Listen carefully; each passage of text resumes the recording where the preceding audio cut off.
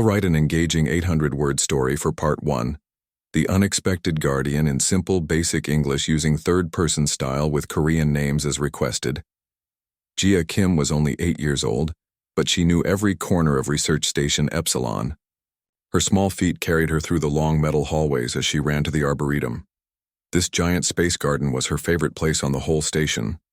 Tall trees and colorful flowers from Earth grew next to strange plants from distant worlds. Jia's parents were scientists who studied alien life. They had brought her to this space station 3 years ago. At first, she missed Earth and its blue skies. Now Epsilon was home. Today was special. The Vraxians were coming to visit. Jia had only seen pictures of these aliens. They looked like giant lizards that walked on 2 legs. Some were as tall as 3 humans standing on each other's shoulders. "Jia, please stay close today," her mother Sue said, fixing Jia's dark hair. "The Vraxians are not used to children." "Will they eat me?" Jia asked with big eyes. Her father Tae laughed. "No, little one. They eat plants. But they are very strong and might not watch where they step." Jia nodded. She would be careful. When the Vraxian ship docked, everyone gathered in the main hall. Jia hid behind her father's legs as the giant doors opened. 6 Vraxians walked in. Their skin was thick and gray-green. Their yellow eyes looked around the room, and their tails swished behind them. The tallest one spoke in a deep voice. "I am Ambassador Day. We thank you for this meeting." Captain Park welcomed them and showed them around the station. Jia followed at a safe distance. The aliens were even bigger up close. Their heavy steps made the floor shake. Later that day, Jia was in the Arboretum helping her mother water the special plants. Many scientists were giving the Vraxians a tour of the station. "This is our most important research area," explained Dr. Lee, pointing to the glass cases filled with rare plants. Jia noticed 3 young Vraxians at the back of the group. They looked bored. While the adults talked, these 3 slipped away to another part of the garden. Jia watched them with curious eyes. The young Vraxians approached a special glass case. Inside was the moonflower, a rare plant her parents had spent 5 years growing. It only bloomed once every 10 years. The bloom was due next week. One of the young Vraxians poked at the glass. Another pushed it. Then the third one hit it hard with his tail. Crack! The glass broke! "Stop!" Jia shouted before she could think. She ran toward them. The young Vraxians turned. They were each twice as tall as Jia, with sharp teeth and strong tails. They made huffing sounds that might have been laughter. "This is not funny," Jia said, standing as tall as she could. Her voice shook a little, but she didn't run away. "That plant is special. My parents worked very hard to grow it." The biggest young Vraxian leaned down, his hot breath on Jia's face. "And why should we care what tiny humans work on?" Jia didn't back away. "Because this plant might help your people. The moonflower makes medicine that can heal burns. Don't Vraxians get hurt sometimes too?" The young alien blinked in surprise. "Also," Jia continued, "isn't breaking things without permission against Vraxian honor? My dad told me Vraxians are proud warriors who follow a strict code." The young Vraxians looked at each other. Their tails stopped swishing. By now the adults had noticed what was happening. Ambassador Day and the other grown Vraxians rushed over. So did Jia's parents. Everyone expected to find a frightened child. Instead, they saw Jia standing firm, explaining to the young aliens why the plant mattered. "What is happening here?" Ambassador Day demanded. The young Vraxians lowered their heads. One spoke up. "The small human teaches us about honor and medicine plants." Ambassador Day looked down at Jia with new interest. He had never seen such a tiny creature stand up to young Vraxians. "You should be proud," he told Jia's worried parents. "Your offspring shows the heart of a warrior. Though her body is small, that night as Jia's mother tucked her into bed, she asked, "Weren't you scared of those big aliens?" Jia thought for a moment. "A little, but the moonflower was more important than being scared." Her father smiled. "Sometimes the strongest person isn't the biggest person." Jia didn't know it yet, but her bravery had made the Vraxians see humans differently. And very soon, That new understanding would save many lives. 2 days after Gia stood up to the young Vraxians, everything changed on Research Station Epsilon. She was helping her father Tay organize plant samples when the alarm blared through the station. Red lights flashed in the hallways. "Emergency lockdown initiated," said the computer voice. "All personnel report to secure areas." Tay grabbed Gia's hand. "We need to get to the safe room.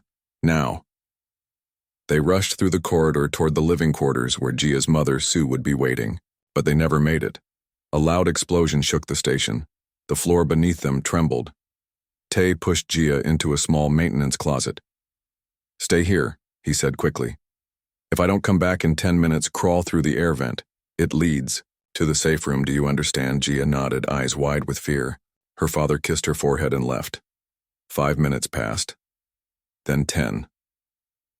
Gia opened the air vent cover just like her father had shown her during their space emergency practice games.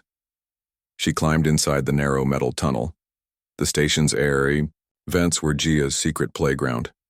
She and her friend Minho often played hide-and-seek in them, even though it was against the rules.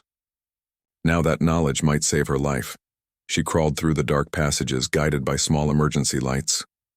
Strange sounds echoed through the station, heavy footsteps, angry shouts, and something that sounded like fighting. After turning left at a junction, Gia froze. Below her, through a vent grate, she could see the main conference room. It was filled with Vraxians, but not the ones from yesterday's tour.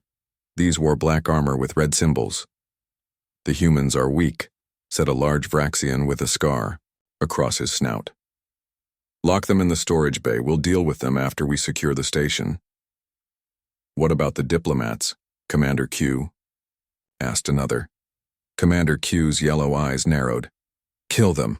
Make it look like the humans did it. Then the Dominion will never ally with these soft creatures." Gia covered her mouth to stop herself from gasping. These bad Vraxians were going to hurt everyone. She needed to warn someone. She continued through the vents trying to reach the safe room. But when she passed over the central control hub, she saw that rebel Vraxians had taken it over too. No one in the safe room would know what was happening. Suddenly, the station shuddered. The lights flickered. "Life support malfunction in sectors 3 through 7, announced the computer. The air started to feel thin. Gia knew she needed to do something fast. She remembered her mother once saying that the auxiliary control room could operate the station if the main controls were damaged. And she knew where it was, near the Arboretum. The journey was scary. Twice she had to stop and hide when Vraxians passed below. Once the gravity suddenly turned off and she had to cling to the vent rails until it came back on. Her small fingers hurt, but she didn't give up. When she reached the auxiliary control room, she peeked through the vent. It was empty. She pushed open the grate and dropped down. The control panel had many buttons and screens. Gia had seen her parents use it before. She pressed the emergency communication button. "Hello, can anyone hear me?" she said. Static answered, "Her." Then a faint voice came through.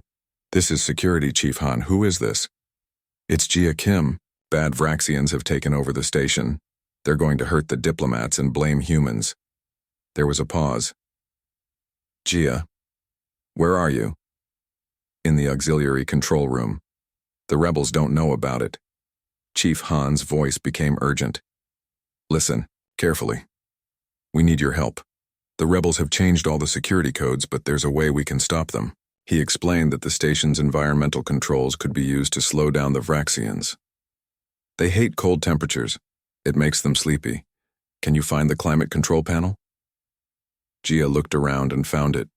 Chief Han guided her through setting the temperature very low in specific areas where rebels were gathered. Just as she finished, the door slid open. A huge Vraxian entered, Commander Q himself, his cold yellow eyes fixed on Gia. "What is this?" he growled. "A human hatchling?" Gia backed away, her heart pounding, but she remembered how she had stood up to the young Vraxians before.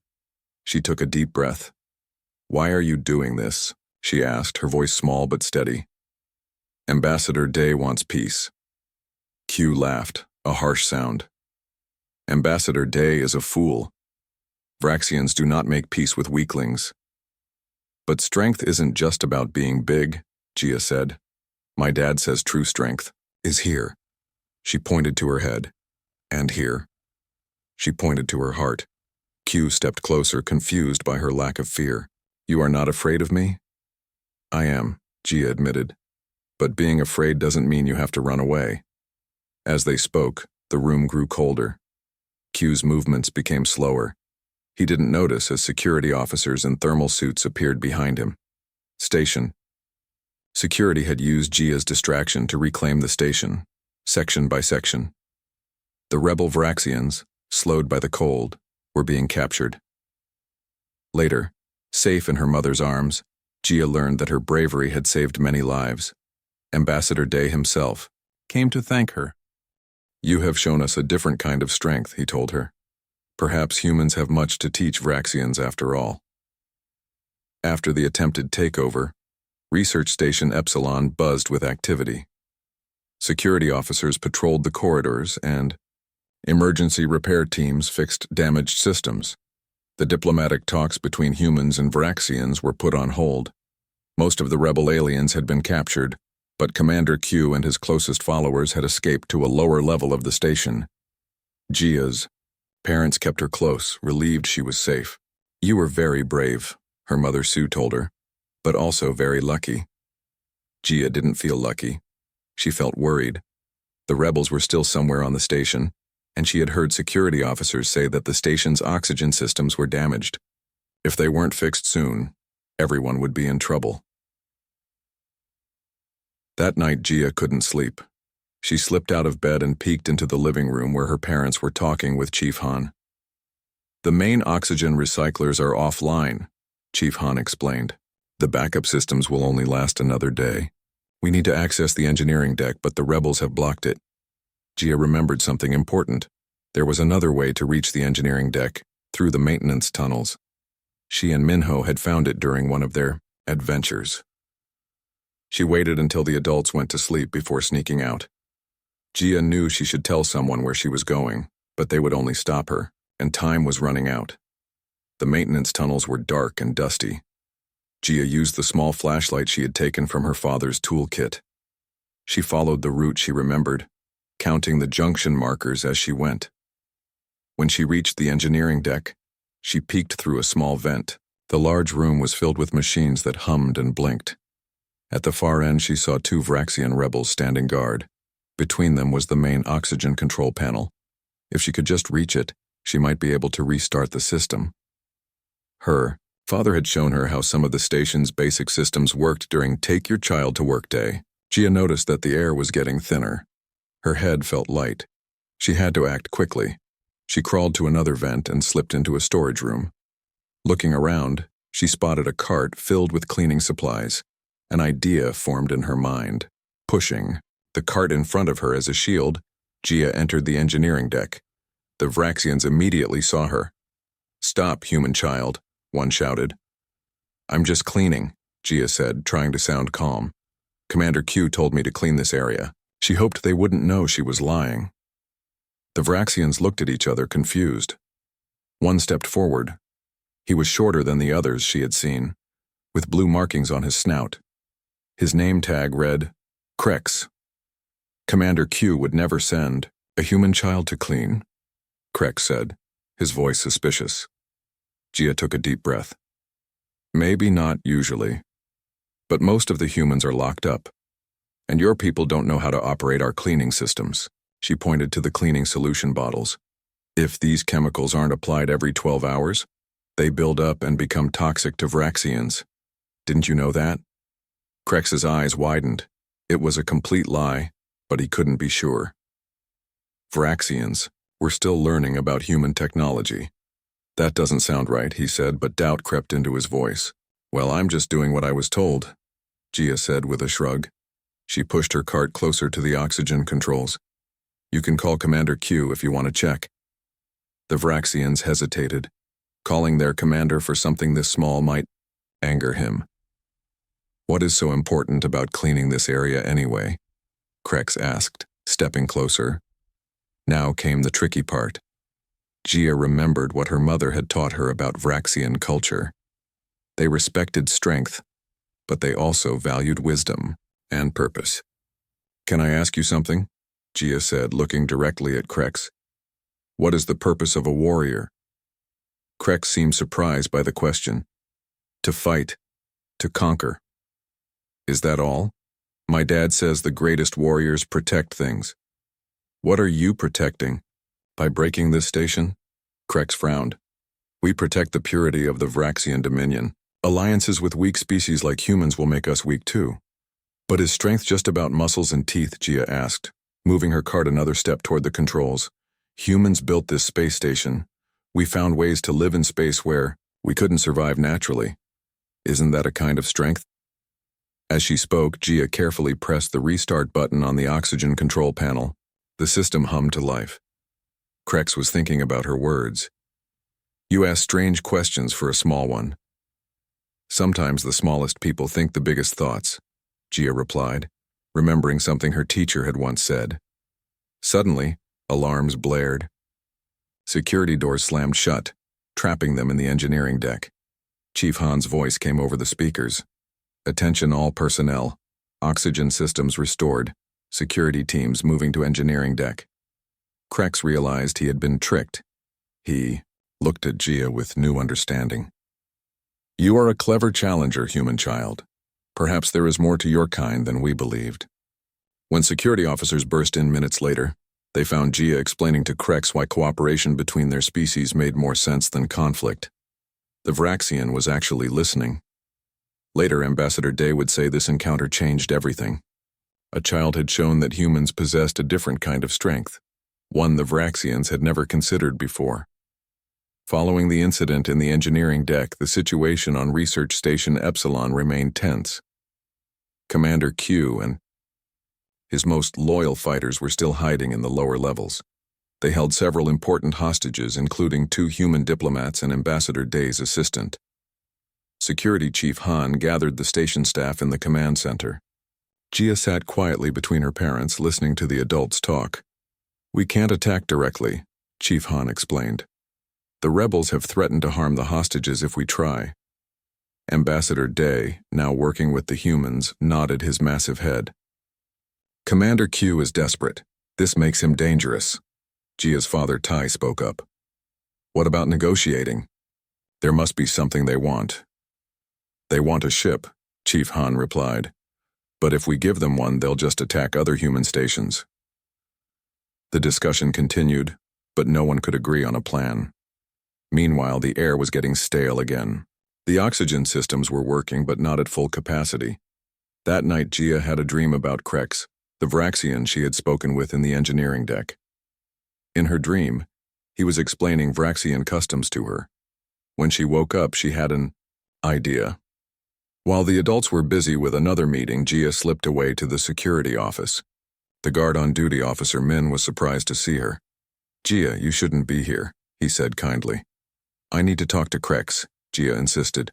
"The Vraxian you captured. He might help us." Officer Min hesitated, then nodded. 5 minutes. That's all." Krex was in a holding cell with a special heating unit. Vraxians needed warmth to stay active. He looked up when Gia entered. "The small challenger returns," he said. "What do you want?" "I want to save everyone on this station," Gia said simply, "including your people." Krex's eyes narrowed. "Why would you care about saving Vraxians?" "Because all life matters," Gia replied. "My mom says that's why we study aliens, to understand and help each other." For a long moment, Krex was silent. Then he sighed, a strange hissing sound. "What do you need to know?" Gia smiled. "Everything about Vraxian pride." Later, Gia presented her plan to Chief Han and Ambassador Day. At first, they thought it was too dangerous. But as oxygen levels continued to drop and time ran out, they agreed it was worth trying. They would use the station's communication system to broadcast a challenge from Gia to Commander Q, a special kind of Vraxian honor challenge that, according to Krex, no warrior could refuse. Standing before the camera, Gia felt very small. Her voice shook a little as she spoke. "Commander Q, I challenge you to Vraktur." She pronounced the Vraxian word carefully, just as Krex had taught her. One question for one answer. By the ancient laws of your people, you must accept or lose your honor forever. Throughout the station, screens showed her message. In the security center, Ambassador Day watched with amazement. The child invokes Fraktur, he whispered. It has not been done for generations. Minutes passed. Then Commander Q's face appeared on the screens. His yellow eyes burned with anger. You dare invoke our sacred traditions? He growled. You are not Vraxian. The challenge is open to all with courage, Gia replied, remembering Krex's words. Do you accept, or are you afraid? Of a human child's question? Watching from his cell, Krex made a sound that might have been a laugh. The small human had trapped Q perfectly. The rebel commander's nostrils flared. Ask your question, human. Gia took a deep breath. If strength is what matters most, why do you hide? Why take hostages instead of fighting openly? Is that the Vraxian way? Q's face darkened with rage, but he was bound by tradition to answer truthfully. No, he finally said. It is not our way. Then release the hostages, Gia said. Show true Vraxian strength. What happened next stunned everyone. 3 of Q's own fighters stepped forward on the screen. The small one speaks truth, one said. This is not our way. Commander Q roared in anger, but he was losing control of his own rebels. More of his fighters were questioning his methods. Within an hour, most of the hostages were released. The Vraxian rebels had divided. Some still followed Q, but others had surrendered. In the command center, Ambassador Day bowed deeply to Gia. In all my years, he said, I have never seen a being so small show such unfathomable courage. You understand our ways better than some of our own people. Gia just smiled.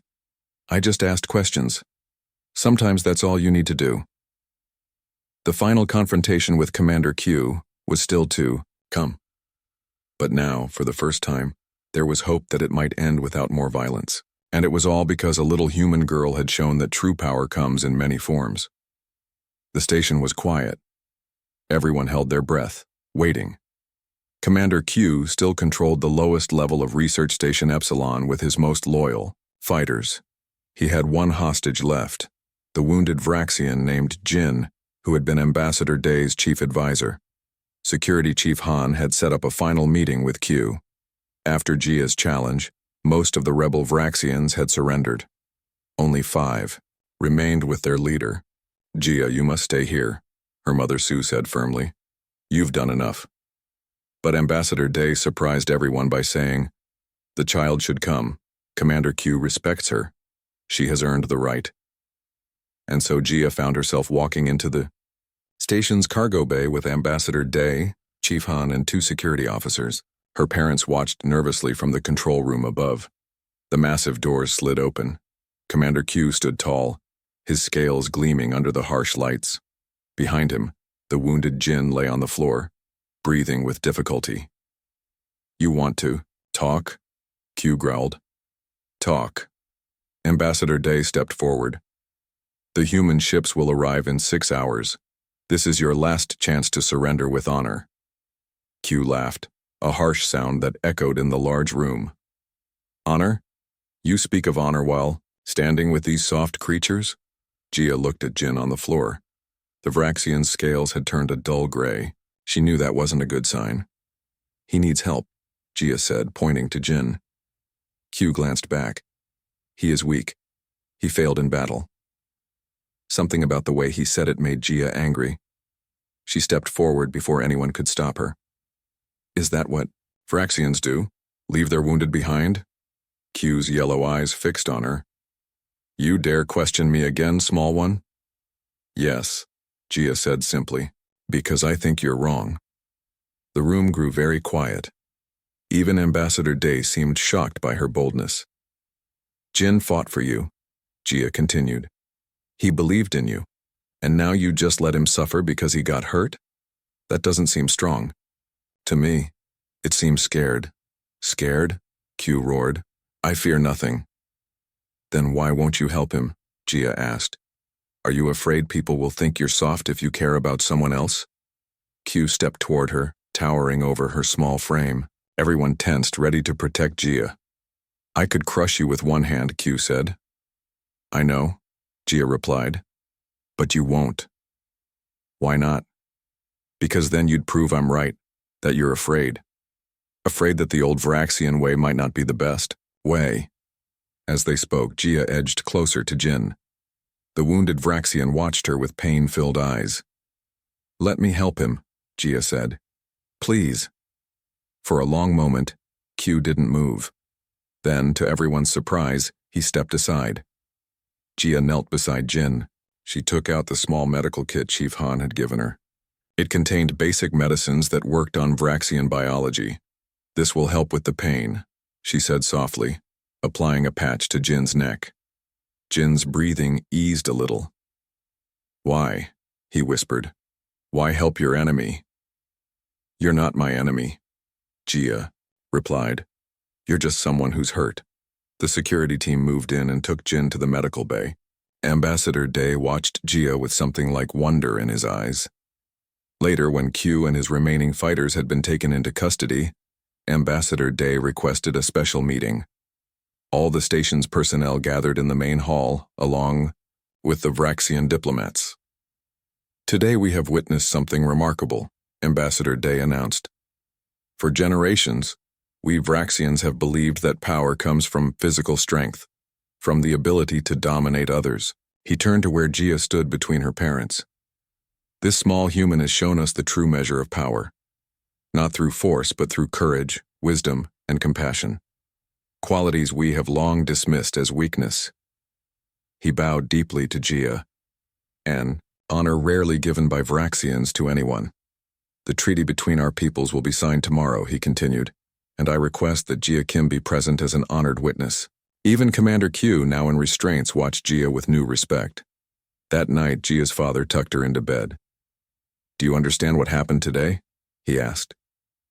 Gia thought for a moment. I think so. I showed them that being strong isn't just about muscles or teeth or being scary. Her father smiled. You showed them that the strongest power in the universe isn't force. It's the courage to stand up for what's right and the compassion to care for others. Even when they're different from you, Gia added sleepily. Especially then, her father said, kissing her forehead. The next day, when Gia walked into the treaty room, both humans and Vraxians stood in respect. The story of the little human girl who changed the Vraxian view of power would spread throughout the galaxy, teaching many species the true nature of strength.